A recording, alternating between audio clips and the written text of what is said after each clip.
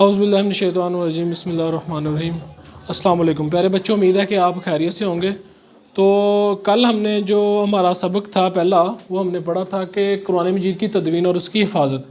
تو اس حوالہ سے کل ہم نے اس کی ڈیٹیل میں گفتگو کی تھی کہ قرآن کی وضاحت بھی کی تھی اور اس کی جو ہے وہ حفاظت کے حوالہ سے بھی کیا تھا بات، اور اس کے بعد اس کی جو ہے عالمگیریت کے حوالے سے کیا تھا، اور حضور نبی کریم علیہ السلام کے زمانے میں جو قرآن کی تدوین کی گئی تھی اس حوالہ سے، اور صحابہ کرام رضوان اللہ علیہم اجمعین کے زمانہ میں جو ہم نے وہ تدوین ہوئی تھی اس کے متعلق ہم نے ڈیٹیل میں پڑھا تھا۔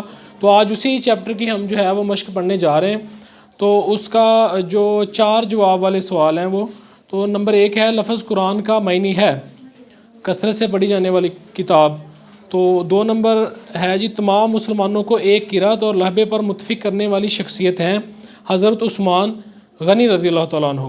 تو نمبر 3 ہے کس جنگ میں قرآن مجید کے حفاظ کرام کثیر تعداد میں شہید ہوئے؟ وہ تھی جنگ یمامہ۔ تو حکومتی سرپرستی میں حضرت ابوبکر صدیق رضی اللہ تعالیٰ عنہ کی طرف سے قرآن مجید کی جمع و تدوین کے لیے سربراہ مقرر کیے گئے، وہ تھے حضرت زید بن ثابت رضی اللہ تعالیٰ عنہ۔ ان کو قرآن کو جمع کرنے کے لیے ان کی جو ہے وہ ذمہ داری لگائی گئی تھی۔ نمبر 5 ہے حضرت ابوبکر صدیق کے دور میں جمع کیے جانے والے قرآن مجید کا نسخہ کن کے پاس موجود تھا؟ وہ حضرت عمر فاروق رضی اللہ تعالیٰ عنہ کی بیٹی حضرت ام المؤمنین حضرت اماں حفصہ رضی اللہ تعالیٰ عنہا کے پاس تھا۔ تو اس کے بعد آتے ہیں ہم جو مختلف سوالات ہیں ان کے جوابات کی طرف، کہ قرآن مجید کا مختصر تعارف کل مند کریں۔ تو لفظ قرآن قراتن سے ہے جس کے معنی پڑھنے کے ہیں۔ چونکہ قرآن مجید ایسی واحد کتاب ہے جو دنیا میں سب سے زیادہ پڑھی جاتی ہے، اس لیے اسے قرآن کہا جاتا ہے۔ قرآن مجید اللہ تعالیٰ کے آخری نبی حضرت محمد صلی اللہ علیہ وآلہ وسلم پر 23 سال کے عرصہ میں آہستہ آہستہ نازل ہوا تھا۔ قرآن مجید کو لانے والے فرشتے کا نام حضرت جبرائیل علیہ السلام ہے، جنہوں نے اللہ تعالیٰ کے حکم سے قرآن مجید کو حضور نبی کریم علیہ السلام پر نازل کیا تھا۔ سوال نمبر 2 ہے قرآن مجید ایک عالمگیر کتاب ہے، وضاحت کریں کیسے یہ ایک عالمگیر کتاب ہے؟ تو اس کا جواب ہے قرآن مجید اللہ تعالیٰ کی آخری اور عالمگیر کتاب ہے، جس طرح نبی کریم صلی اللہ علیہ وآلہ وسلم اللہ تعالیٰ کے آخری نبی ہیں اور آپ صلی اللہ علیہ وسلم کی رسالت تمام جہانوں کے لیے ہے۔ تو اسی طرح آپ صلی اللہ علیہ وسلم پر نازل ہونے والی کتاب بھی تمام بنی انسان کے لیے رشد و ہدایت کا سرچشمہ ہے۔ تو اسی وجہ سے یہ حضور ہمارے آقا جو ہیں وہ تمام جہانوں کے لیے نبی بن کر آئے، کسی خاص قوم یا قبیلے کی طرف نبی بن کر نہیں آئے، بلکہ تمام جہانوں کے جتنے بھی لوگ ہیں ان کی طرف نبی بن کر آئے۔ اور یہ قرآن مجید جو کتاب ہے یہ بھی تمام لوگوں کے لیے رشد و ہدایت کا ذریعہ ہے، اسی لیے اسے عالمگیر کتاب کہا جاتا ہے۔ تو آگے ہے سوال نمبر 3 تھا قرآن مجید کے قیامت تک کے لیے محفوظ ہونے کی وجہ بیان کریں، کہ کیوں جو قرآن مجید ہے یہ قیامت تک کے لیے محفوظ ہے، کیوں اس میں کوئی جو ہے یہ چینج نہیں ہو سکتی؟ اس کا جواب یہ ہے کہ اللہ تعالیٰ نے جو قرآن مجید ہے اس کی حفاظت کا ذمہ خود اپنے ذمہ لیا ہے۔ تو جس چیز کی حفاظت کا ذمہ اللہ تعالیٰ خود اپنے ذمہ لے تو اس میں کبھی بھی کوئی بھی جو ہے وہ تبدیلی اور تحریف نہیں ہو سکتی۔ تو اسی وجہ سے پھر جو ہے یہ کتاب قیامت تک جو ہے یہ محفوظ ہے۔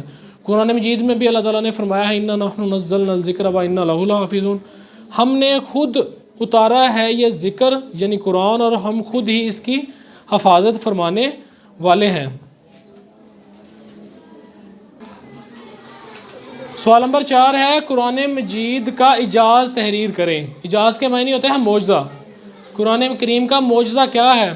تو اس کا یہ بھی ایک معجزہ ہے کہ قرآن مجید جو اس کو پڑھنے والا اکتاہٹ کا شکار نہیں ہوتا، بلکہ اس پر ہر لمحہ نئی لذت اور سرور حاصل ہوتا ہے۔ قرآن مجید کو پڑھنے کے بعد اس سے انسان جو ہے کبھی بھی اس کو بار بار بھی پڑھا جاتا ہے تو کبھی بھی انسان جو ہے وہ اکتاہٹ جو ہوتی ہے اس کا شکار، بے چینی کا شکار نہیں ہوتا، بلکہ جب بھی قرآن مجید کو پڑھا جاتا ہے اس سے انسان کو ہر دفعہ ایک نئی لذت محسوس ہوتی ہے۔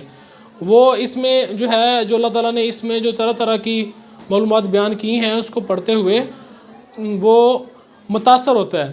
تو آگے ہے جی سوال نمبر 5 عہد رسالت میں قرآن مجید کی تدوین کی وضاحت کریں۔ کس طرح جو ہے عہد رسالت میں قرآن مجید کی تدوین ہوئی تھی۔ تو نبی کریم صلی اللہ علیہ وآلہ وسلم کی حیات طیبہ میں اکثر صحابہ کرام کو قرآن مجید زبانی یاد تھا۔ نبی کریم صلی اللہ علیہ وآلہ وسلم نے قرآن کے نزول کے فوراً بعد قرآنی آیات کو لکھوانے کا خصوصی اہتمام فرماتے تھے۔ تو نبی کریم صلی اللہ علیہ وآلہ وسلم کی حیات طیبہ میں ہی مکمل قرآن لکھا جا چکا تھا۔ تو عہد رسالت میں ہی پتھر کی ان سلوں، چمڑے، کھجور کی چھال اور اونٹ کے چھانے کی ایسی ہڈیوں پر لکھا جاتا تھا جو خاص اس مقصد کے لیے تیار کی جاتی تھیں۔ تو حضور نبی کریم علیہ السلام کے ہی زمانے میں قرآن کو جو ہے یہ لکھنا شروع ہو گئے تھے، اور ان حضور کے زمانے میں ہی اس کو کمپلیٹ لکھا جا چکا تھا۔ تو اس میں ان کے وہ مختلف پتھروں کی جو سلیں ہوتی ہیں، سلیٹ جسے ہم کہتے ہیں، وہ بنائی جاتی تھی اور ان پر جو ہے قرآن کی آیات لکھی جاتی تھی۔ اب اس زمانے میں چمڑا جو ہوتا تھا یہ بھی یعنی کہ اس پر بھی لکھا جاتا تھا، اور اس کے بعد اونٹ کے شانے کی ہڈی کافی بڑی ہوتی ہے، تو اس پر خصوصی اہتمام کیا جاتا ہے قرآنی آیات کا لکھنے کا۔ تو اسی طرح جو ہے حضور کے عہد میں ہی قرآن جو ہے یہ ان کے پورا کا پورا لکھا جا چکا تھا۔